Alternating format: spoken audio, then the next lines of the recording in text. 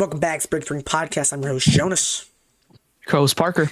And today, this is, and the title is, the WrestleMania 42 podcast.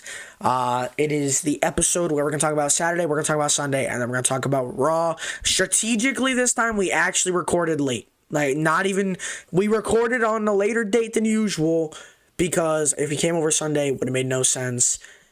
I could have totally come over Sunday. Like, this would have been if this wasn't Mania weekend, it would have been the greatest. Sense, it just exactly. Next Sunday though is big. I'm gonna put this out there now. Jonas's birthday is it's not that big of a deal, bro. I'm gonna post. I know. I'm just saying. I'm giving Jonas next podcast. I'm giving Jonas a birthday present. Damn, my it's actually a plaque of. It's actually a plaque of Punk losing the title. Good. Why? No, because the week after my birthday, I have an AP exam. I don't want. Oh no. What subject? Freaking history, bro. My worst subject. Just. I'll give you the answers. Bro, it's a college level quiz. You can't even joke about that. I'll get freaking fined. I'm failing math right now, so. But for the year, by the way. All right, let's just get into this because it's going to be a long podcast. Yep. I have so many tabs up right now. All right. The WrestleMania 42 episode. I got the layout right here. I did ratings for all the matches, by the way. And I'll just throw in a rating, I guess. Yeah. Too. We don't have predictions this week, but we will, I think, next week because Backlash is that close. Backlash is very soon. All right. WrestleMania 42 Saturday. I gave it a star rating of 2.75. Out of 5? Yes. I'll just give it a 2.5. It was the whole night. It was rough. That wasn't great. And then once night 2 happened, everyone was like, "Yeah, it's way worse." Yeah.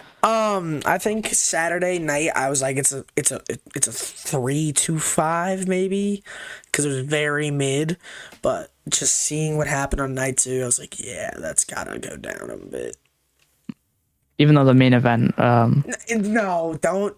We'll get into it. We'll get into it. WrestleMania Saturday started with the Usos and LA Knight defeating the Vision and Ice Show Speed. The Usos came in with their standard through the crowd entrance with a new version of their failed tag team theme, followed by their tag team partner LA Knight, who entered via the LA Knight branded truck across the stage to make his way down to the ring. What do you think of this remix version of the awful theme? There's too many theme songs. There's too many. I didn't even realize it was a new one because, I mean, the crowd was already obviously wicked loud. I didn't realize it was the same Titantron, so your brain automatically thinks it's going to be the same theme song. But I barely heard it, so I didn't care. Oh, yeah, it's all green, and it's like... That's not their color at all. Their color is always either blue or red. I don't know what they're doing. They're being weird. The That's the best way to put it. The Vision and Speed came out together with a giant banner of the Vision logo that at first I compared to the MJF flag, but luckily after it took its exit, seemed to be very different, which I was very glad about, because if they were just copying the MJF flag for the sake of being a heel characteristic, oh yeah, I would have been angry for sure. When I first saw the MJF flag, when he first did that, I thought that was hilarious. I was crying. Such a good bit. It's so good, especially when they were in Canada and he did the American flag with his face on it. Oh yeah, with the American title and all that. So good. Logan and Theory had their normal gear, but Speed had a superhero cape around his neck that I couldn't help but compare to the cheap superhero capes you get from winning a game at the carnival. It looked like one of those. I was gonna give it looks very thin. I was gonna say where I seen them, but I don't know how close we are to that place, so I don't want to give a bigger description of where we live, because I don't know how Six Flags. Yeah, I don't know how broad of a. There's a bunch around the country. I think a few shut down. We didn't say which one because there's a bunch of them, but one of them that I've been to 2 of them, but one of them I've seen those flags at. I mean, I had some when I was cleaning out my closet. I saw a bunch, but he's not worth the money anymore. The match started with no. IShowSpeed and LA Knight facing off, where Speed showed his athletic abilities, but LA Knight was not very impressed. It took the fight to the world-renowned streamer. The match itself was your standard match that consisted of the Raw Tag Division and the higher mid-card of Raw from the past couple of months, with your standard heel tactics from the division on display. Miscommunication and payback was running through their team as Speed ended up reversing LA Knight's BFT, but also shoved the megastar into the ropes, which took out Logan Paul as he attempted to climb up on the apron. Theory believes Speed attacked Logan on purpose and caught up with the drama that he was hit with a BFT out of nowhere, which picked up the win for LA Knight and the Usos. Thought the match was a decent opener, set the stage for what I thought was going to be a fun Mania. It was a fun match, but I think it really got better after the match. Is there anything you want to say about the match itself? Dude. The match itself, I mean, it was okay. I'm happy Speed, like, especially starting off, Speed getting offense in. I thought that was pretty cool. They were trying to give him a chance to, like, kind of prove himself in a way. Yeah. He looked like some in the middle of the match. Sometimes I forgot he was a streamer and not a genuine wrestler, because he was doing pretty good. He wasn't doing bad. After the match, that was where this match really, like, this entire time of the segment. Yeah, this is where it shined. Logan Paul confronted Speed for knocking him off the apron. The confrontation ended with the steel reinforced punch to the streamer's jaw as the Vision continued to beat down on Speed. The opponents of the match came back to save Speed from Paul's frog splash to the announce table that they then made Speed do to Paul from the ring post and through Paul and the announce table. IShowSpeed, LA Knight, and the Usos took a bout in the ring, and then we watched 15 minutes of Hulk Hogan documentary ads. I gave the match an overall rating of 2.5. Yeah, not including the Speed announce table thing. Like a 3. Yeah, that would, for me, if we're including that, it would just be like a 3. Predictions for this match were both of us had the Usos and LA Knight, so the score was 1-1 to start the weekend. I don't know why my voice is so crappy right now. Jacob Fatu defeats Drew McIntyre in an unsanctioned match. Jacob Fatu made his entrance with an armor plate vest and cargo pants. And I know I texted you, he looked like he was having a Fortnite skin.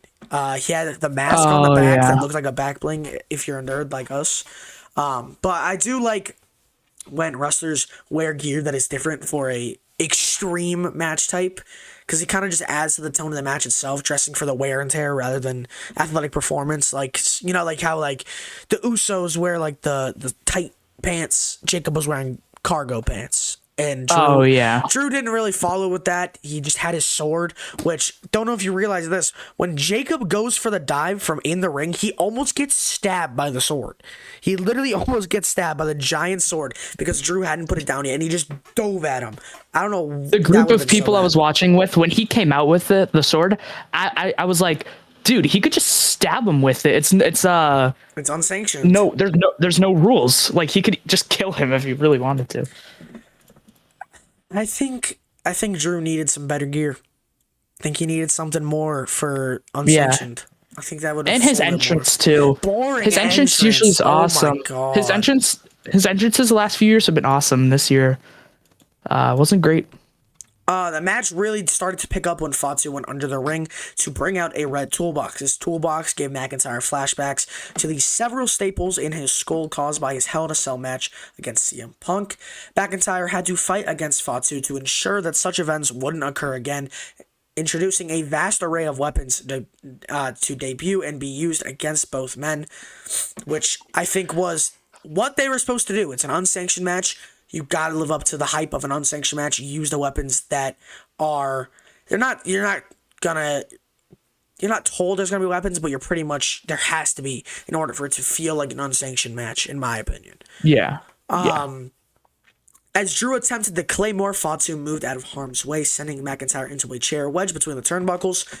Fatu capitalized on this with a double moonsault, but Drew kicked at the count of 2. I honestly thought it was over there. I thought it was because, I mean, the matches were already being quick. I thought that could have been it, to be honest. That double moonsault, dude, he is. I saw a tweet, and I think we talked about it before. A fat guy, and I'm not one to call anybody fat, but he's a big guy that moves fast is more dangerous than a gun. That guy is freaking nuts. Like, doesn't make sense. Dude. Yeah. Also, I mean, we'll talk about it later, but him going to Raw too, I'm wicked pumped for that. That's gonna be tough. Assuming he's actually in Raw. I think this match was decent, but like I up until here, I thought it was okay, and then right here is where it gets really good. After Drew kicked out at the count of 2, McIntyre took back control of the match as he slammed Jacob through 2 steel chairs, which wasn't the ideal spot he was going for, as you could tell, because he wanted to kind of make the chair table where they kind of put together more, and he just goes right in between both of them. But it was still devastating. I think Drew like really likes to work in a match with less rules because he can be brutal. Fatu fought back, whipping McIntyre with the belt off of his waist. Just as Fatu was starting to see victory in sight, McIntyre blindsided his opponent with the Claymore. As both men staggered, McIntyre bashed Fatu's head in with the steel chair, sending Fatu through a table on the outside. And honestly, thought that was it too. That was a crazy bump. Don't know how he got up from this, but he was able to get up to his feet just barely. He then crashed the previously mentioned toolbox across the skull of McIntyre, followed by another double moonsault in a pinfall victory with the count of 3. I gave this match a rating of 3 stars. Parker? I'll give it a 3.5. Jonas has his ratings beforehand, so it's gonna take me more to think. My predictions were I had Fatu, you had Drew, so the score is 2-1 with myself in the lead. We then had a returning Paige and Brie Bella defeat Charlotte Flair, Alexa Bliss, the Irresistible Forces, Lyra Valkyria, and Bayley to become Women's Tag Team Champions. Before the match could start, the order in which participants entered was a bit confusing as the champions, the Irresistible Forces, came out third, leaving the final entrance for what would have been the Bella Twins. As their music played, Nikki Bella made her entrance, accompanied by her twin sister Brie and a crutch by her side. Nikki announced that although she tried her best, she could not be cleared to compete in the championship match, but didn't want to leave out Brie and the fans from the match they were advertised. Nikki announces that she called an old friend to fill in her spots, and this led to the return of former WWE Divas champion Paige. The crowd goes insane as Paige makes her in-ring return at WrestleMania in a debut that nobody expected until just the night before, as her signing had been leaked on Twitter. Which, if it didn't get leaked, top 5 return of all time, maybe. Okay, of all time, I think it's a little much, but it would have been very unexpected. Of this era, yeah, behind Punk. Punk's number 1. I guess for the magnitude, you got to put Brock 2, even though I hate the guy. Yeah, I was just gonna say, for like unexpectedness, Brock 100%, because no one expected that. Who else? I guess Naomi. Edge, that was Edge. I guess Naomi wasn't a huge return, but it was unexpected because no one was thinking Naomi was going to return. Edge at the Rumble has to be 3. Oh, yeah. I don't know. Cena, Money in the Bank against Roman. I think that's it. I think it's Punk, Brock, Edge, Cena at Money in the Bank against Roman. I called this one out, but not a lot of people would have. Seth at SummerSlam. That was somewhat unexpected. That doesn't really count as a return, though. That's fair because he was still active. He was just injured. Yeah, if that makes sense. And it was fake. It wasn't like a real neck injury like Edge. Yeah. The contest started with the champion staying in control of the Fatal 4-Way match. The tide shifted once the returning Paige was tagged in as she hit the Page Turner on Lyra Valkyria, but just barely Lyra kicked out at the count of 2. We then caught the stare down of 2 founders of the Women's Revolution in Charlotte Flair and Paige, who took the fight to each other with the immense knowledge of each other in ring. As Alexa attempted the Twisted Bliss, Paige got the knees up and capitalized with the Rampage to pick up the win and become Women's Tag Team Champion. The match itself, in my opinion, was a bit slow. It was kind of obvious that it wasn't the original match they intended to hold, as Nikki's injury just came out of nowhere kind of in the past few weeks. Paige returning was nice to see, but very interesting because I don't think you were watching at the time, but her AEW time wasn't talked about very highly, with little memorable or good moments coming out of her time in the company. I think the only big thing she did, and this is no disrespect, is when she won the Women's World title at Wembley at the first AEW All-In, not the first All-In, but the first one under AEW's branding. She won it in front of her home country, which is the whole point of it. But I think that's literally like all she's done. I can't lie. Yeah, I mean, I remember I didn't watch her during her prime in AEW, but I've seen her matches on AEW, but they never gave her. From what I saw, I don't feel like they gave her a respectable amount of time to kind of prove herself. But that's from the last year, you know. But yeah, I was wicked excited to see her. No one I was in the room with actually saw her return get leaked on Twitter, and I knew that. So Quiet.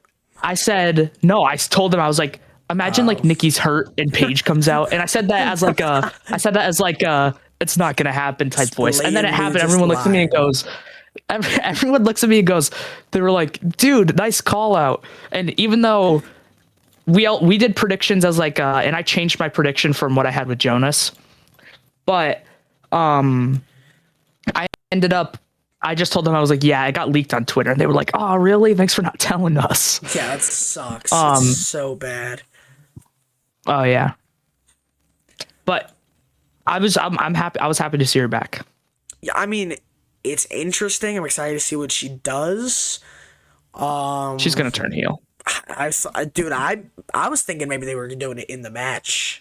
I thought they were gonna do it after they won. Like she smacks her with the belt. Literally like last year with Becky. So. Oh yeah, was that in the ring? No, that was the next night. Because they lost the belts back to Liv and Raquel, and then Becky, I think, just attacked Lyra. That was so pointless for them to. Yeah, it took Bayley off the card, which was just messed up. And then just literally cut their title reign in half, basically. Literally. Yeah, it literally just derailed Bayley's whole year. It was. Bayley deserves better. I thought they should have won, though. Honestly, return aside, it should have been Bayley Lyra. They deserve it so much. They've been putting in work, dude. The next match was Becky Lynch defeating AJ Lee for the Women's Intercontinental Championship. Becky Lynch made her way to the ring accompanied by a live performance of her theme song by the Wonder Years. And AJ Lee... I'm sorry. No, stop. I'm sorry. But the lip syncing that guy did was so bad. They weren't actually lip syncing. There was also an audio delay. Very bad audio delay.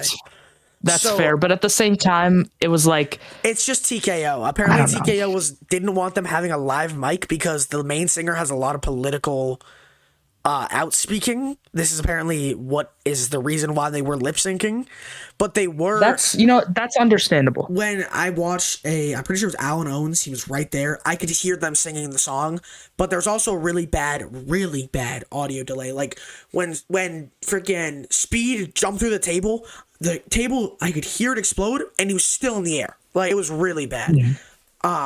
Yeah. But it was still a great idea, though. Like, because last year we saw Cult of Personality. They didn't have a lip sync. It was obvious that it was live. But I just think it was a kind of backstage politics, maybe. I don't know. Don't take that completely. Take that with a grain of salt. But I can totally understand why they would do that. Don't want to risk it. It honestly makes sense. Like, I've seen videos of, like, bands performing on shows, and they were saying, like, the shows tell them, like, oh, don't swear, and then they end up just cussing them out. Yeah, it's literally like when you tell a kid not to do something so they want to do it more. It's just like it's so obvious that if you just tell them not to, they're gonna want to do it. So they probably just did lip sync and they're like, oh, it's for latency or something. I don't know. But that's understandable. And then AJ Lee was accompanied by a bunch of little girls dressed as AJ, skipping while holding IC title replicas. And as soon as we saw AJ Lee with children in her entrance, we knew it was over, because any wrestler who comes out with kids in their entrance loses. Like, just look at the Cena Rapapalooza match, 5 minutes. Cena Mania 39. It's not a good look. Becky started the match aggressively, sending AJ Lee to ringside and eventually whipping her opponent into the barricade. Once back inside the ring, Becky attempted to fight dirty, taking off the turnbuckle pad in front of the ref, who then replaced it, and during this downtime, the champion took back control of the match. Becky then started to become angry at the official and long-term nemesis, Jessica Carr. which, if you don't know, there's a whole storyline going on between the two that Jessica Carr is a biased ref who hates Becky Lynch, but it's Are they obviously gonna have a match, they dude? could. It might be like I the kind of Pat. want them to. It could be like the Pat McAfee Gunther spot where Jessica, Pierce is like making Becky defend that backlash, and she's like, I'll fight that freaking biased ref Jessica Carr," and then Oh yeah. she's not gonna win the title, obviously, but it'll be like the Pat McAfee spot where she just kind of gets some offense in, but all in all, it's just a match to have a match. That Pat, I know that's like random, but like that, I feel like she did pretty good in that. It was so match. random. It was random, but I feel like for the time, he did pretty good. I don't even remember it. It was such a weird thing. I don't know. Carr was not going to take this mistreatment from the challenger and shoved Lynch, allowing the champion to capitalize and hit a manhandle slam of her own, but he did not pick up the win. AJ Lee then locked in the Black Widow submission maneuver, but Lynch pulled the official in the way to break up the hold. This distraction allowed Lynch to push the champion into the exposed turnbuckle, leading to the manhandle slam that picked up the win and the championship for Becky Lynch. I gave this match a 3 out of 5. Yeah, I'll agree. I'll give it a 3. I think it just, and this is going to be a common thing, needed some more time. Yeah, 100%. Felt a bit rushed. Felt like there were some more things that could have happened, but I think it was still a decent match for what they had. Oh yeah, for the time they had, they put their all. They gave it their all, if that makes sense. For predictions, Parker and I both had AJ retaining, so the score remains at 2-1. We then had arguably the best match of the night in the terms of professional wrestling, and that is Gunther defeating Seth Rollins. Seth's entrance jacket was pretty tough. His blacked out contacts were cool. I don't know how he took them out of his eyes so fast. That was insane. I like that the jacket was like smoking. It looked like there was like bullet holes. They're bigger than bullet holes, but like, you know what I mean. It looked like damaged and there was smoke coming out of it. Yeah. Gunther attacked Rollins before the official could ring the bell, which led to the two men brawling outside the ring. This saw the inclusion of a few steel chair shots, but once back in the ring, Rollins and Gunther showcased technical wrestling excellence as they applied devastating maneuvers, holds, and brutal strikes to one another. Gunther planted Seth with a powerbomb, but Rollins stayed in the fight. A huge lariat was reversed into a pedigree by Seth and into a stomp. As Gunther regained control, the ring general planted Seth with a powerbomb on the apron and the announce table. Gunther then attempted for a second powerbomb on the table, but was countered into another pedigree and stomp combination. Just as Seth saw victory in sight, the vicious Braun Breaker made his return, attacking the former leader of the Division with a nasty spear that they have said split Rollins in half, just for Rollins to be thrown back in the ring and Gunther lock in a sleeper hold to pick up the win as Rollins passed out. I gave this match a 3.75. Thought it was a good match, needed a little bit more time, and I think the breaker interruption could have been a little bit better. I think it was framed weird, and I think it was in a little bit of a weird spot. I'll give it a 4. I definitely think, I don't think Braun had to do the second spear. Yeah, like running all the way back down. How mediocre it was. It wasn't worth it in the end. Mm-hmm. It's not his fault. You saw how big that ramp was, bro. He had to run a freaking mile. But I think, but yeah, I think it overall was a good match, especially like you said, they might have needed more time, but for the time they had, it was pretty good. Parker and I both had Gunther picking up the win here, so the predictions are now 3-2 with myself still in the lead.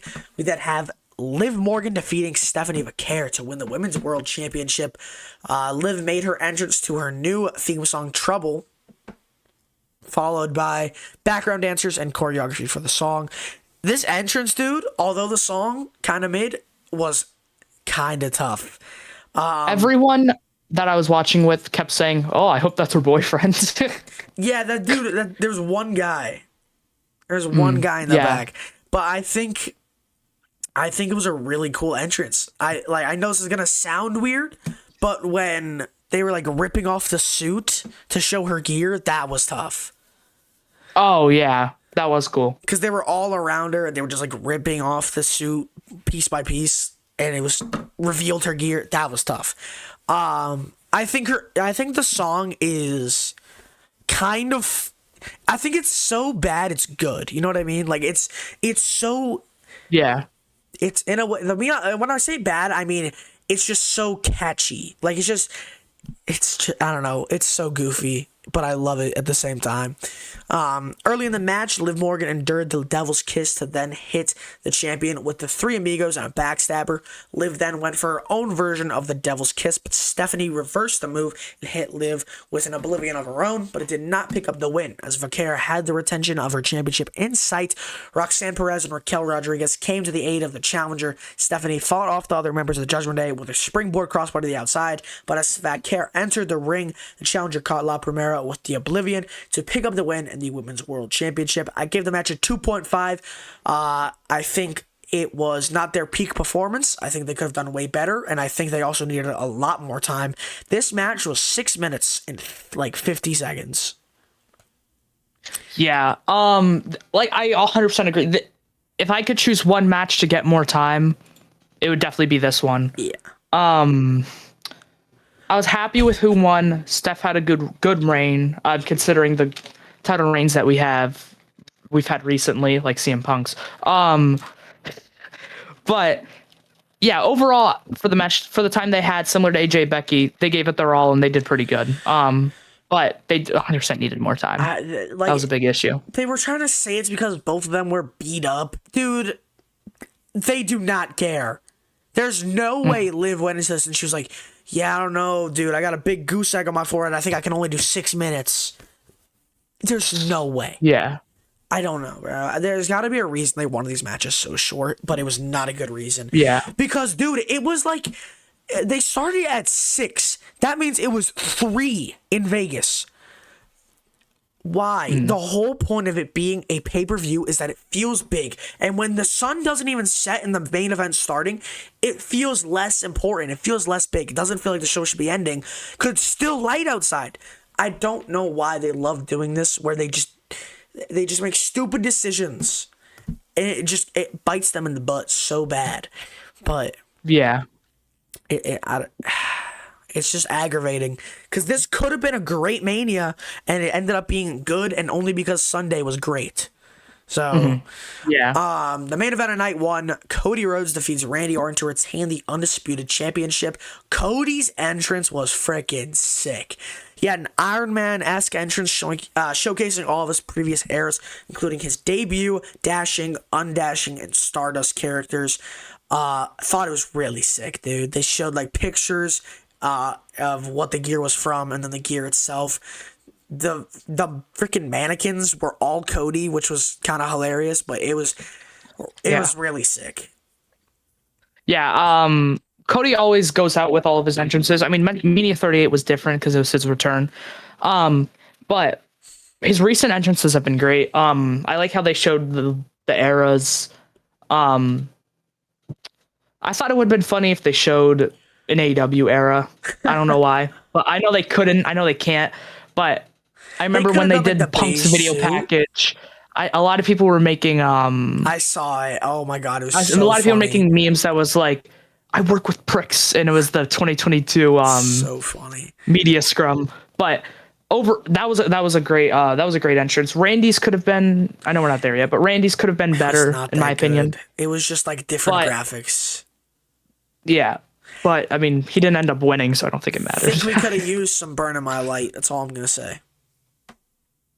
That would have been. I would have enjoyed seeing Burn in My Light, hearing Burn in My Light, even though he doesn't like it. Yeah, I mean, it makes sense. It's not that hype of a song for sure. Voices is way more hype, but Burn in My Light is very good. Very good.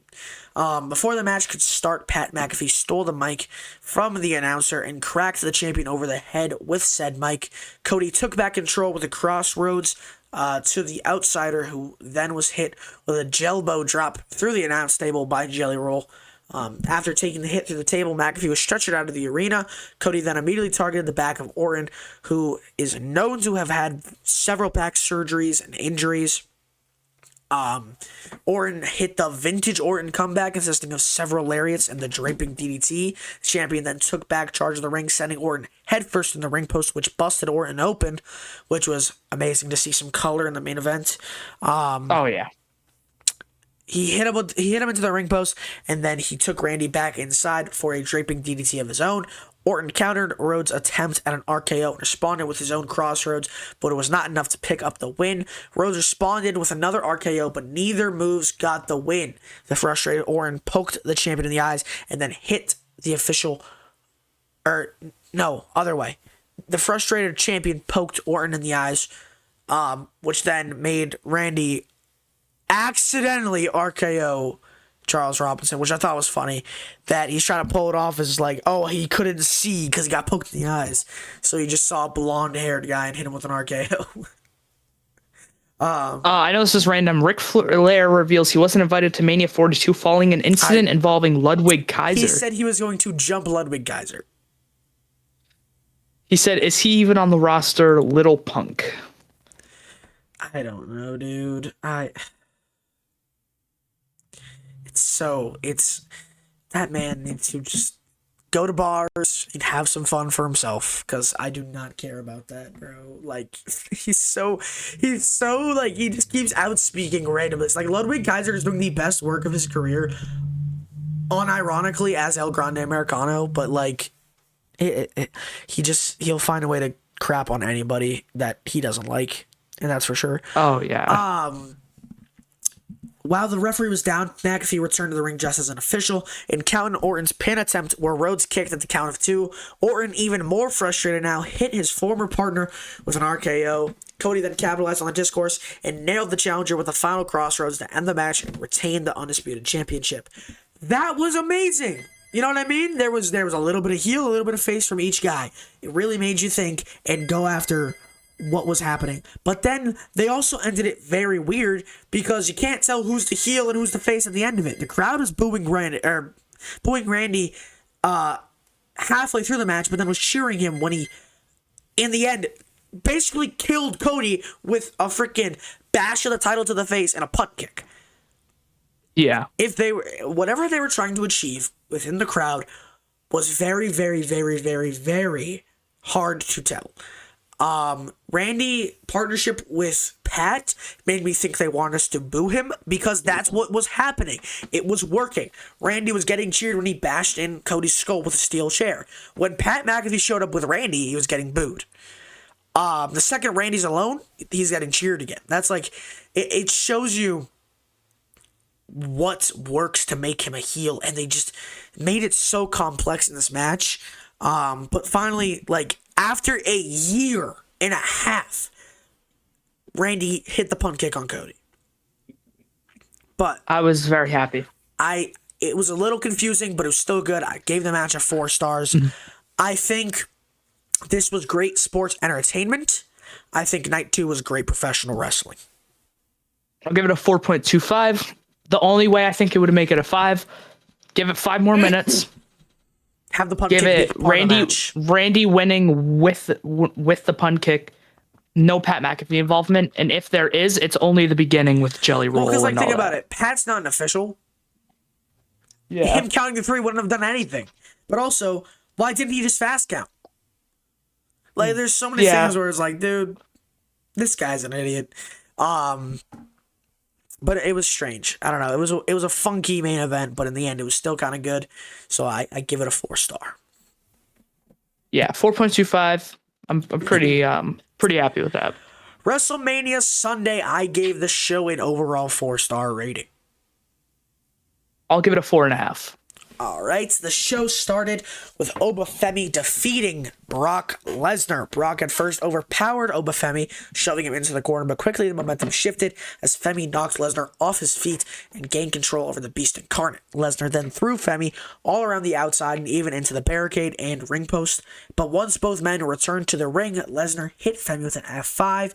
But unlike all the other people in Lesnar's career, Oba got back up, surprising Lesnar, finding an opening to hit the fall from grace, but before that was also a chokeslam, which helped Oba pick up the win over Brock Lesnar at WrestleMania. As Oba made his exit with the tip of the cap, Lesnar was left alone in the ring, where the Beast took off his gloves, boots, and then left them in the ring as he was joined by his long-term manager Paul Heyman and said goodbye to the fans. Hey, we won't miss you, pal. Take your time. Have fun. I'll miss him. But I did see something that said that might have not been part of the script, and No, Triple H may have not so- known about that. He threw up the X, which was kind of showing like, oh, this is real to everyone who didn't believe it. It's not a work. Parker, get off of games, bro. I see your Steam notification pop up. I'm not anything. As this was happening, Jaden spotted this. Michael Cole was given a new script by producers. Literally, as Brock took these gloves off, a man came over to Michael Cole with a stack of papers and just handed them to him.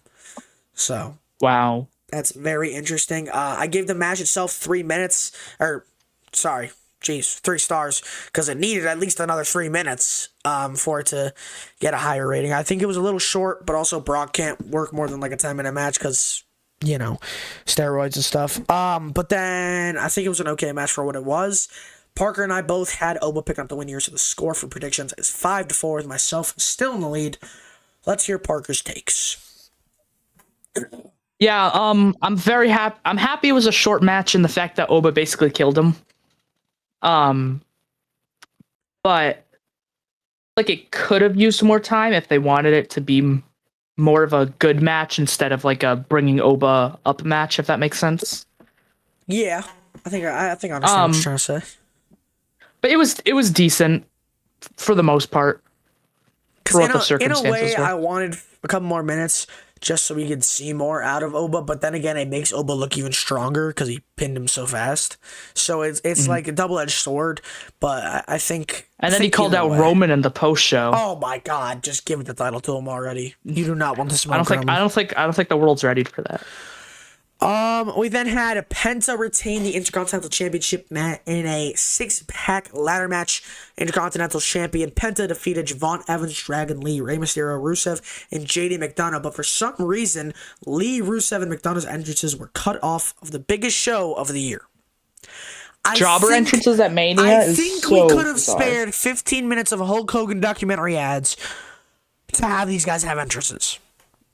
Dude, am I jobber crazy? entrance at Mania. Jobber entrances at Should not Mania is happen. unbelievable. It is the biggest show of the year, and you can't make time for 3 guys to get their entrance. Yeah. It's ridiculous. There's so much to talk about, but I have like the main stuff here. Rusev pushed over a ladder as McDonough and Evans were fighting on it, but McDonough then landed on his feet as Evans landed on the outside with a giant clothesline to, I believe, Ray. McDonough climbed back up the ladder only for Evans to leap onto the same ladder to hit a nasty clothesline onto JD. Penta then threw Mysterio over the top rope, who landed on Rusev and simultaneously drove the Bulgarian Brute through a ladder with the West Coast pop. That was a nasty bump from Rusev, dude. His freaking neck, dude. Oh my god, it hit the announce table. Oh yeah. This match was Great. Amazing. it was great. McDonough hit a disgusting Spanish fly onto Dragon Lee while they were still on the ladder. Penta then took JD out of the equation by spiking him with a Mexican Destroyer right on top of a ladder, which, disgusting. This was left awesome. Evans to reach the gold, but Rusev took the ladder way to leave Evans dangling above the ring. I thought, and I was hoping, he would drop and catch him with the cutter. That would have been so tough. Oh yeah. But Evans answered by leaping from the top turnbuckles and landing an incredible OG cutter on Rusev, who was on the ladder. After all the chaos, Penta scaled the ladder and retrieved this title to leave Vegas still Intercontinental Champion. I give the match a 4.5. I think it was good, but 0.5 would have been there if they gave them entrances.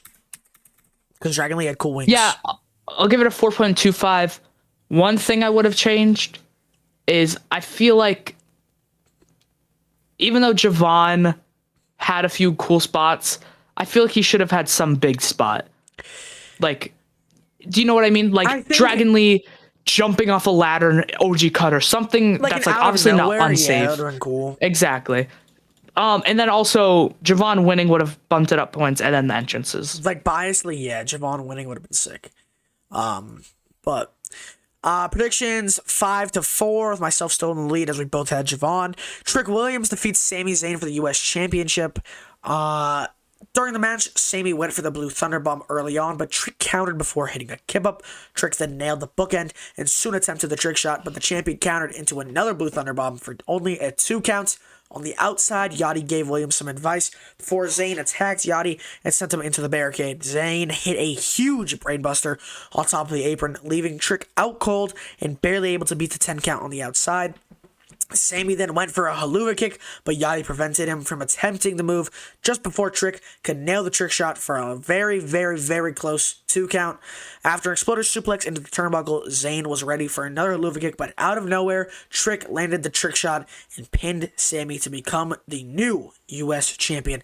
I think what would have made this match a little bit better is if instead of the trick shot out of the haluva kick, should have been the discus boot and then the trick shot to give it more hype to build instead of just out of nowhere trick shot. I think if they did it out of nowhere boot, led into the trick shot, it would have been cooler because you would have had more time to be like, oh my god, he's gonna do it. He's gonna do it. You know what I mean? Yeah. I'm very happy Trick won. Yes. I'm very happy. Yes. If Melo was in this match, would have had a higher rating. I was kind of hoping he would insert himself and kind of screw Sami Zayn over, but I'll give it a 3.5. I gave it a 3. I think it was solid. Predictions are 6-5. Both had Trick. I kind of got to speed up. My computer's going to die. Here, just keep talking about stuff for like 2 seconds so I can go grab my charger. Just talk about one of the matches from earlier that we didn't talk about much. Okay. Don't you dare talk about Punk. I'll talk about Punk. I'm not going to talk about Punk. So CM Punk is gonna agree with Jonas. He should have won technically because of the steel steps. Roman hitting him with the steel steps, but that match was overall good. He's talking about Punk, isn't he? He's definitely talking about Punk, isn't he? I was actually backing him up. I was talking about how he should have won because Roman hit him with the steel steps. Don't even get me started. We'll wait. No, because I'm ready to go to war. All right. So this is the clip. I'm assuming we have a clip incoming. Oh, we have a clip for a 10-minute clip incoming when we get to that match. Don't you worry. Don't you worry. But Roman Reigns might want to worry. Sorry. Actually, no. That's not a threat. I'm just joking. He's gonna kill you. All 69 cousins on you, bro. I don't know. They don't really get along because they can't make up about who gets. What did he say? The sweet pepper necklace? That's what Punk said. Lemon pepper steppers. All right, bro. No, the sweet pepper necklace. Yeah. The Demon Finn Balor defeats Dominic Mysterio in a street fight. Didn't take long for both competitors to debut weapons, as Balor whacked Mysterio with a kendo stick, though Mysterio answered by leveling Balor with a couple of wild kendo stick strikes. Mysterio connected with the 619 and the frog splash, but Demon kicked out at 1 to leave Dominic stunned. Mysterio shoved Balor through a table before hitting the 619 with the assist of a steel chair wrapped around his head, and then another frog splash with Balor kicked out, much to the shock of Dom. As Mysterio was setting up the table, Demon Finn Balor popped up to stun Mysterio before beating Dom with a steel chair. Balor then hit a dropkick, and the steel chair dangled around the neck of Dirty Dom. The Demon then hit the coup de grace to drive his former ally through the table and pick up the win. Gave the match a solid 3. Think it was good. I think it was a standard good Demon match. Finally getting a win. Predictions are 7-6 with myself in the lead. Yeah, I agree. Match 3.25. Definitely could have used some more time. I think there should have been some crazy spot with like. I would have liked another 1 count. I would have liked one more 1 count to really emphasize that Finn was gonna just go crazy. Yeah. I could have seen because Finn used to do crazy stuff like in the indies. I could 100% seen like. He could take a CTE shot and him just looking at Dom like with this like creepy face paint, like no selling it. But I feel like if there was one crazy spot, I definitely would have bumped it up. Dude, his scepter during the entrance was insane. It looked like a Fortnite pickaxe. But I thought the match itself was fine. Not the best match of the weekend, but one of the better ones for sure. Oh yeah. Rhea Ripley defeats Jade Cargill. Ripley connected with a huge kick before hitting an electric chair facebuster. Cargill answered by countering the Riptide attempt with a hip toss before a spine buster, which disgusting spine buster from Jade. Yeah. That was nasty. Ripley tried to put away Cargill, but B-Fab and Michin came down to distract the challenger. Jade landed the Sandstorm. The Sandstorm. The One-Winged Angel.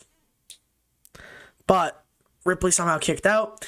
Before Michin and B-Fab could do more damage to Ripley, Io Sky came down and attacked Cargill's baddie shield, as Jimmy from the Q calls it.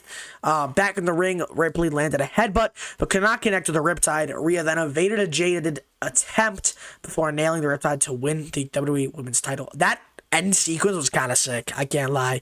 I thought when she hit the headbutt and put her in the Riptide, I thought that was it. But when she reversed it into a jaded, I genuinely got scared. But that reversal was disgusting too, where Rhea slid through her legs and then hit the Riptide. That was nice. I gave the match a 3.25. I'll give it a 3.5. It was pretty good. Unhappy with the outcome. Jade's best match. Jade's best match. Yeah, I mean, to be fair, it's her. Honestly, though, I wouldn't even say she got carried. She was doing pretty good. She did do pretty good. But yeah, 3.5. I'm happy with that. All right, and in the main event of WrestleMania 42 at Night 2, Roman Reigns defeats CM Punk for the World Heavyweight Championship. Best entrance of the entire weekend was CM Punk's, and I don't even care. Call me biased. It was the best entrance. Punk was accompanied by an amazing video package that included his ROH theme song. I'm not gonna pronounce it, but you guys know what it is, because if I say it, I'm just gonna get memed on. But also, he paid a heartfelt tribute to producers and other people close to Punk that he lost in recent times. That jacket was amazingly sick and cool and amazing and really cool. Especially the theme song, Into the Blackout, where he got on his knee and did the clobbering time into the Cult of Personality. Beautiful. Just beautiful. Punk's just the greatest, man. He really is just the greatest. World Heavyweight Champion CM Punk and 2026 Royal Rumble winner Roman Reigns clashed in one of the greatest WrestleMania matches of all time. The match was tense to start as Punk slapped the dog crap out of Reigns. Punk looked to hit a huge elbow drop onto Reigns to the announce table, but Reigns, thank God, got up before Punk jumped off the freaking post. I was very scared at the time. Thought he was going to break a hip. He definitely could have. What else? Steel steps. Dude, this is where the match was just ruined. So Punk's still on the top rope, and Roman then knocks him off, and he gets caught up in the top rope, and he's dangling there, and Roman hits him with 3 Superman punches, and then it's gonna be bad. It's gonna be bad. Clip it. He picks up the steel steps and just bashes Punk's head in. What do you mean that's not a DQ? It's ref's discretion. Since when did referees in the WWE have ref's discretion? They have not allowed ref's discretion once in the past 10 years. It has always been, it's a DQ, just end the match. But when my GOAT gets hit in the head with a steel step, he just gets to walk it off and gets to go on. Brother, that's a weapon. I don't know. Maybe it's not classified in Las Vegas state constitution, but man, that's a weapon in the WWE, and that's for sure. I don't care. Las Vegas state. You can get, listen. You can get thrown into the announce table. You can get thrown into the steps. You can get thrown into the barricade. You can get thrown into the chairs outside. You can't pick the weapons up and then hit them with it. You freaking burgers. I can't stand them, bro. It's so dumb. It's a weapon. It's a weapon. It's a weapon. It's a weapon. It's a weapon. It's a weapon. It's a weapon. It's a disqualification. It's a disqualification. That ref, I hate you. And I hate Vince because he's a piece of trash who's getting cheered at the Hall of Fame. Wow, that's what a call out, I guess. I do want to point out that it doesn't matter what the Las Vegas state constitution says because Las Vegas isn't a state. But No, but like Vegas, that's like TikTok clip. lost, like Nevada. There you go. All right. Yeah. Yeah, Roman won. I'm happy. Wait, we didn't get there yet, buddy. The OTC dragged Punk back into the ring, but Punk shocked the world as he nailed the GTS out of nowhere for a 2 count. Second City Saint went for another GTS, but Reigns countered with a spear. Punk mocked Reigns by hitting the Superman punch and then put up the ones while taking the Ula Fala from the crowd, putting it around his neck. The Tribal Chief, however, countered Punk's spear into the... I knew it was going to happen. I knew he was bringing out the guillotine again, bro. He countered the spear with the guillotine. Punk then countered the submission move into a pinfall before latching onto the Anaconda Vice. But Reigns reversed this submission into a submission of his own, where their energies were then depleted. Reigns and Punk continued to talk trash to one another as they connected with menacing strikes. Now, this was a freaking genius maneuver. Punk's taking off his wraps, throws it, the ref goes to look at it, low blow. Smartest guy of all time. Smartest mother fluffer of all time. It's not cheating when he hits him. The ref didn't see that one. Ref didn't see that one, little guy. Little guy. Ref didn't see that one. There's a difference. Roman cheated for 3 years to win championships, all right? To keep his championship. How did he cheat? Oh, yeah. Solo Yeah, Sikoa. yeah. Jimmy Uso. Jay Uso. Dwayne The Rock Johnson. Like, the list goes on. To be fair, The Rock never helped him cheat. It was No, he won the rules. Bloodline rules. He helped him cheat because that cheats technically. If it wasn't Bloodline rules, it would have been cheating. So like, you know what I mean? That wasn't cheating. That's Punk legal. muscled Reigns onto the announce table before hitting a devastating elbow drop from the top turnbuckle through the announce table. Punk hit another GTS in the ring but collapsed to the canvas when he attempted a second. Reigns unloaded with a spear before hitting another spear to conquer Punk and become the new World Heavyweight Championship holder. Michael Cole's call there was really bad. I don't know if you heard it. He was like, and another spear. And Roman Reigns is world champion. I was like, all right, I guess he wants to get fired or something because that was really boring. I give the match 5 stars. Yeah, 5. I do want to point out something I noticed is random. I think it was the pre-show, or no, it was the Hall of Fame.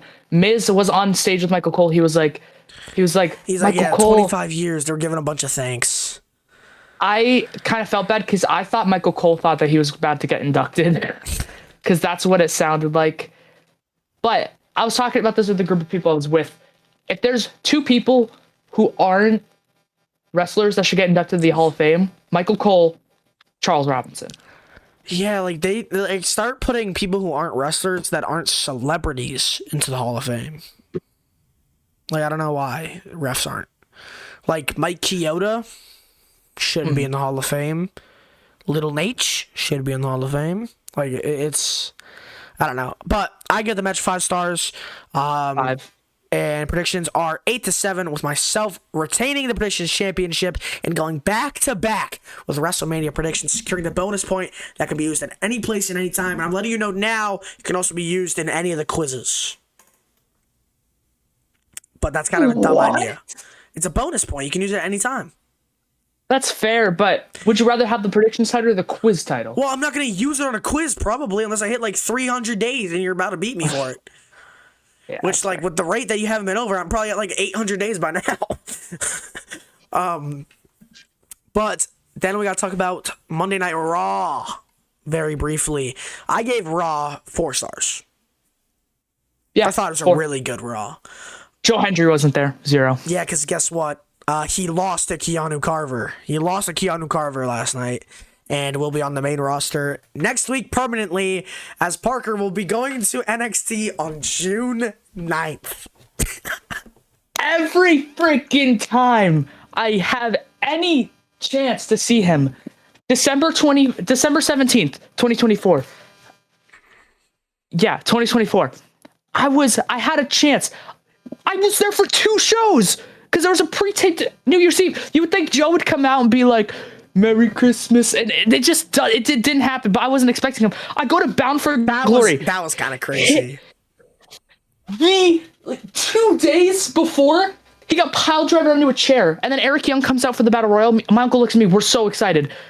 And then at the end of the show, Nick Nemeth goes to cash in, and the lights go out. We're like, dude, this is our last chance. And then it's freaking Elias, and I'm like, bro, And he was wearing white too, so you like kind of could have thought it. It was bad. Parker was not happy. No show Joe. That's what we call him. No show Joe. That's what we call him. I'm gonna go to Scotland. I'm gonna camp at where he created the It's a video, joke. the music video. It's a joke. It's a joke. So when he shows up, I'm gonna be able to say I finally met him. So you're gonna miss all the shows that he might be at. Yep.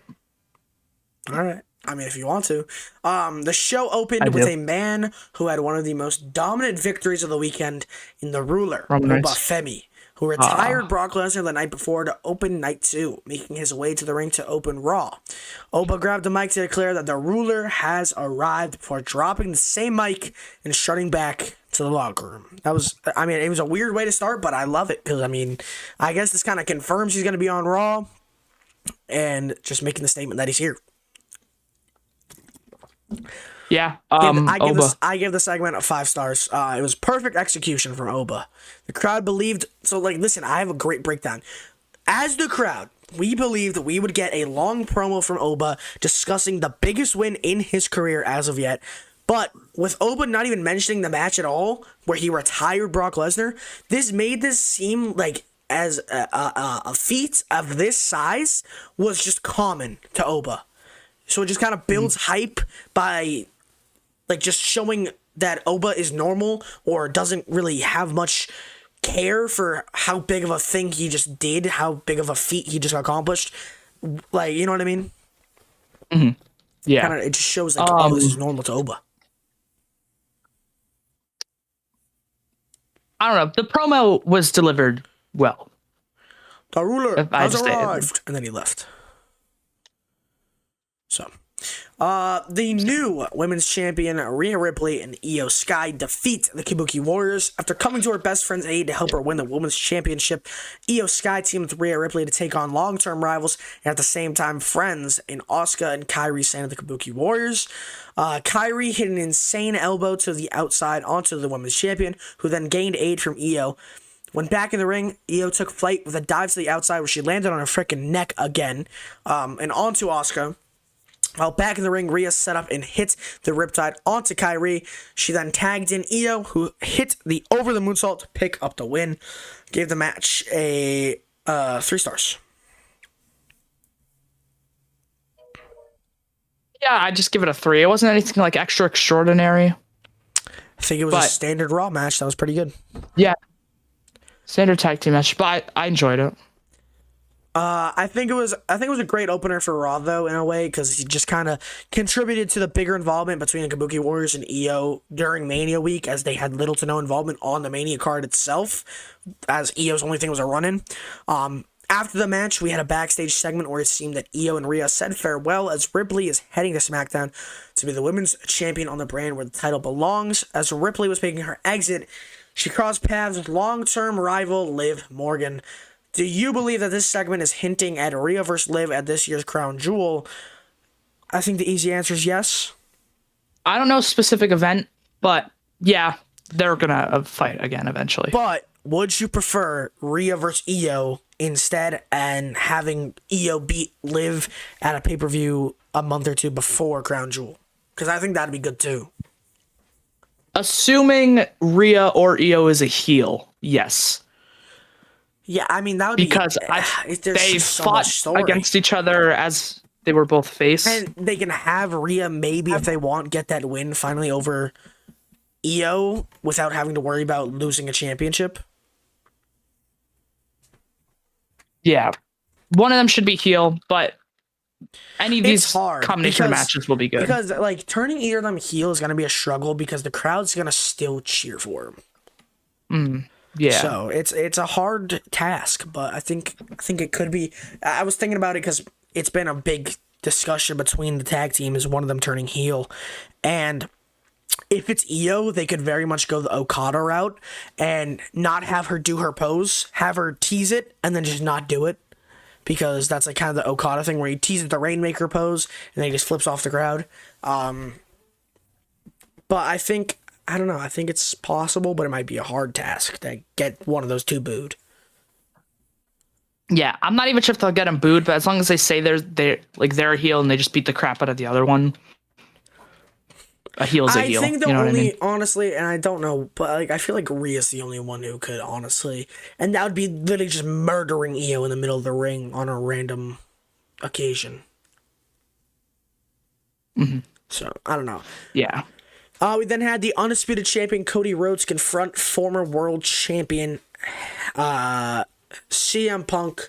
Punk started by making his entrance where Cult of Personality started after its clobbering time, which is a trend that has started since Mania, which I think is pretty dope. I like it. Adds to the aura. Oh Punk, yeah. before Cody joined him, Punk established that through the tough times of losing those he loved, the fans helped him stay strong and stay world champion through the struggle. The best in the world stated that with the same help from the fans, he'll be able to stay committed and regain world champion status. Punk was then interrupted by undisputed champion Cody Rhodes, who showed genuine concern for one of his best friends after watching him lose his world title in the main event of WrestleMania 42. Cody remarked that although Punk lost, he didn't seem to be bummed, causing Punk to ask if Rhodes thought he would crash out because he lost, which I don't know if you saw, but there was a weirdo who was following Bailey and AJ who were hugging at a hotel with his phone, just recording them, and Bailey was like, dude, get out of here, and Punk just went over and smacked the guy's phone out of his hand because he kept recording, and he's like, I'm not going to sue him, I just want an apology. Brother, Yeah, I you're a saw that. That loser. was You're waiting at a hotel taking videos of wrestlers. Get a job. Literally, just get a job. It was weird. Cody accidentally calls Punk a loser while regarding how he looks, although he retained his title. Punk stated that he is and will be fine as he is the best in the world, and it is only a matter of time before a world championship match falls into his hands. As Punk's exiting the ring, Rhodes stated, just say when, referring to an undisputed championship match. I gave this segment 5 stars. Literally, in all caps, I put chills, man. Two of the greatest wrestlers in each aspect of the company are finally going to wrestle for a world championship. Yeah, I give it 5 too. It's just, they know how to work a mic. They love each other, so they know how to goof around in the ring and make jokes. And they can go in the ring. So this is I going hope to be there's some great. AW reference There soon. has to be. Because That's why when you see the crash out, you can either go, oh, it's the all-out media scrum, or it's the fan interaction in TMZ. I was gonna say something like, "What if Cody could become a heel and Punk will say like, wow, these fans are almost booing you out of this company too," or something. That like would be that. hilarious. That'd be funny. We then had the debuting Ethan Page defeat Javon Evans with help from Rusev. Despite the loss in the Intercontinental Championship match the night before, Javon Evans informs Penta he wants to run back a one-on-one title match. Penta respectfully declines, but informs us all that when the match does eventually take place, it will be special.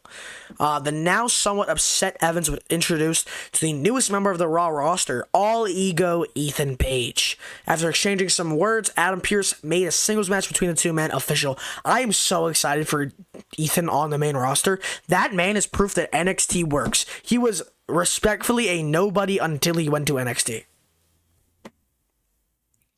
Yeah. What was I gonna say? But yeah, Ethan, I was really pumped. I mean, to be fair, I saw spoilers on Twitter beforehand. Yeah. But I was pumped to see him backstage. And then the other person that we're pretty sure just about to talk about. I saw that person was going to pop up, but I didn't know it was for that segment. But before we get to that, Evans got into a ringside conflict with Rusev. This caused a delay that allowed Page to recover. He seized the moment by knocking Javon off the top rope before hitting a twisted grin for the win. After the match, the Bulgarian Brute attacked Evans, locking in the accolade. This led to IC champ Penta coming to Javon's aid. However, Ethan helped Rusev gain the advantage and allowed Rusev to lock in the accolade on the champion, taunting both men while holding the IC title. I gave the match rating a 2.75. Thought it was fun, but the Rusev interference was a little bit weird. I'll give it a 2.5. I think the Rusev interference was needed, but I wouldn't say needed, but I think you know what I mean. I mean, it's for him to stay it's relevant. overdone. Yeah, I think he needed to do it to stay relevant, but I think it was a little much because it weighed so heavy on the match. But I mean, like, think about it. Javon made Rusev a fool in storyline when he hit him with the cutter off the ladder, so I get it. We then had Women's World Champion Liv Morgan defeat Sol Ruca as new Women's World Champion. Liv Morgan was celebrating her WrestleMania victory over Stephanie McCare. She was interrupted by NXT star Sol Ruca in the impromptu non-title matchup that followed. Sol Ruca was showing off her athletic abilities and had control of the matchup when her long-term friend turned enemy at ringside, Zarya, showed up, attacking her, throwing her into the ring post, and then back into the ring where Liv hit the Oblivion to pick up the win. After the match, Liv was confronted by former Women's World Champion Stephanie McCare. The match, I gave it a 3.5. I think it was better than Stephanie Liv, and I'm not even joking. Like, pay-per-view bias aside, it was better than Stephanie and Liv. Yeah, I mean, I'll give it a 3. Or no, I'll give it 3.25. I enjoyed the Soul. I was, like I said, I knew Soul was going to be there because of Twitter. But I enjoyed her fighting a champion. Like, I think she needs a day one. I low-key think she needs a more recognizable theme song, because I heard it and I was kind of confused. But then I was like, oh wait, no, this is Soul. And I was very hyped because Soul is freaking amazing. She is going to be a star. She has so much potential radiating off of her. Given the amount of stardom she just shows off based on her moveset and her gear, which is distinctly her own unique stuff, she is going to be amazing. Oh yeah, she's going to be awesome.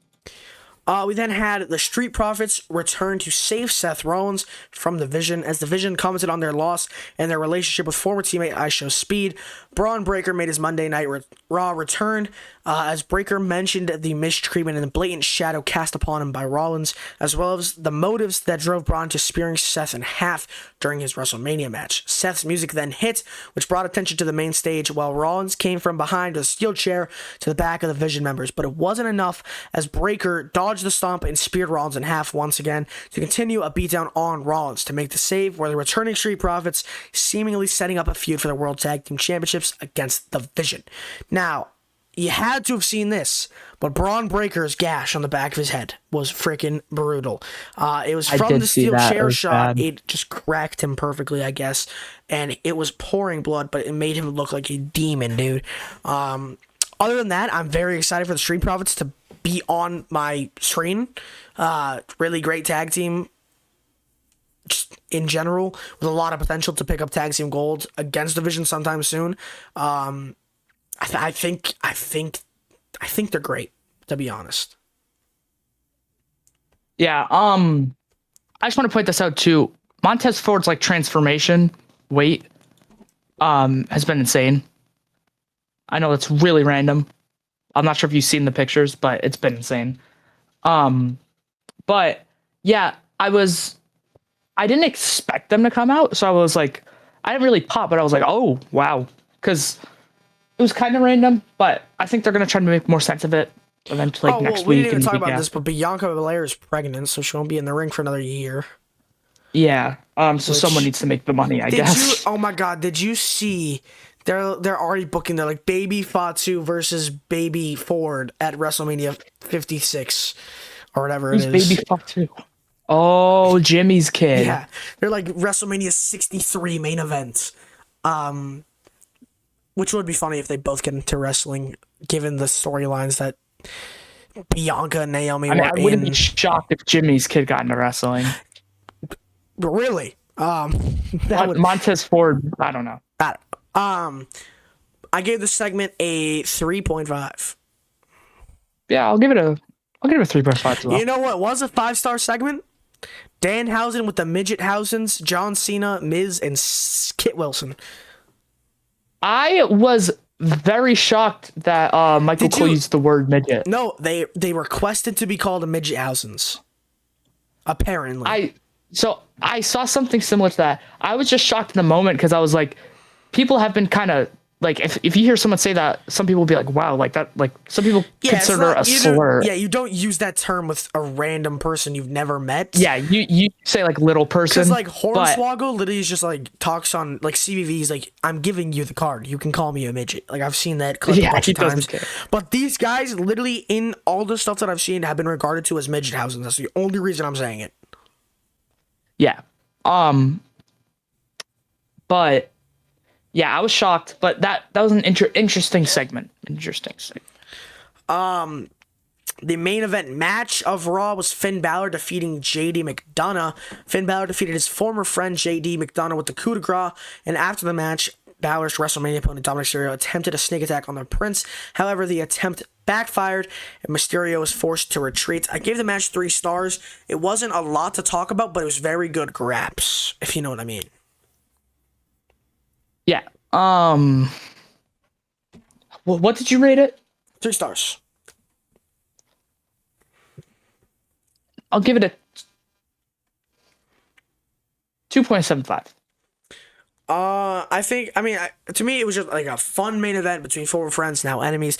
Great in-ring chemistry to add onto the ongoing Judgment Day turmoil, hopefully leading to the destruction of the faction somewhat time in the near future, as it is getting to a point where it's just kind of boring because we want the Raquel No more turn, OG honestly. members. Like, I want the Raquel turn so bad. And Roxanne, dude, she got grouped into this. Not that it's bad for her, it's great because she became tag champion because of it, but she can go as a single star, and I would love to see that. Yeah. Oh yeah. Is 2026 the year for Finn Balor? And when I say this, Yes. I mean as a single star. Is he finally getting that renewed push that's been memed upon for the past like 8 years at this point, dude? Let's hope. I like how he uses old gear, like you were saying. Yeah, he's using trunks, short beard, short hair. Catch your breath as the theme song. Catch your breath. It's looking like it. The main event segment was Jacob Fatu interrupting Roman Reigns, accompanied by his cousins, the Usos, as they were waiting Gorilla. Reigns invited them to join him in the ring. I was discussing this on Jimmy's live stream. When are the Usos gonna learn to just not be friends with their uncle, or I think potentially cousin? Because like, dude, how many times do you guys have to be manipulated by bro to realize that he's not a good person? Yeah, I think they should just stop getting involved and they should just do their own thing at this point. The promo itself, though, was pretty basic. It was just Roman declaring that he won, literally. But in the middle of his promo, Reigns was interrupted by another one of his Samoan cousins. Parker got a 1 in 80 chance if you didn't watch. But you did, so you know it's Jacob Fatu, and that is definitely my favorite of the cousins. Fatu congratulated Roman, but stated that he doesn't want the title. He needs Roman's title in a World Championship match at Backlash. Roman tells Fatu to calm down and think about what he's asking for, giving Jacob a week to assure himself of if he truly wants to fight Reigns for the World Championship at Backlash. I gave the segment 3.75. Thought it was all right. They just kind of milking the bloodline stuff now. But also, I think Jacob's involvement was good, so that's why I got a little bit of a high rating. I'm excited for Jacob to finally get his main event stay in the Raw landscape, especially with Roman, as I think it's the better of the two stories that are available for Jacob right now. Because if it wasn't Roman, it would be another Cody versus Bloodline match in a way. Yeah. Also, if you go watch the Patty Pitts video, go watch that I'm in. I called this when we were doing predictions. I said it was going to be Jacob, and I said it was going to lead to a main event program. So I did call for that. That is it for this week's podcast episode. Parker, is there any last comments you want to give before we say goodbye? Well, match the rest of the week too. I was gonna make some sarcastic comment, but no comments I want to make. Oh well, I want to say, I hope you enjoy your gift, and it's not a gag gift. I know but what if you take it it that is. way, I I'm know sorry. what it is. I literally know what it is. Yeah, it's a CM Punk replica belt. Yeah. It's worth $650. No. You know what we'll do? I'll write down on a piece of paper what I think it is, and then I'll and then you'll fold open it, and then you'll. and then when you give me the gift, I'll open it because I know what it is. So Well, it's wrapped, so why don't you should give me the paper while it's folded, and then you open it, and while you're opening it, I unravel the paper. we'll talk about it when you get here on Sunday. All right. Yeah. All right. Wrestler of the week, Parker, and don't you? Roman Reigns. All right. Well, my match of the week is the Roman versus Punk match. It is a great match. Meltzer said it was one of the greatest WrestleMania matches, and I agree, and not even just because it's Meltzer, because we all know we hate the guy because he's biased. But that is it for this week's my uncle episode. on Twitter. That's funny. That is it for this week's episode. Thank you so much for tuning in. Make sure you like, subscribe, comment what your favorite match and wrestler of the week is. We will see you in the next one. I'm not taking my hat off.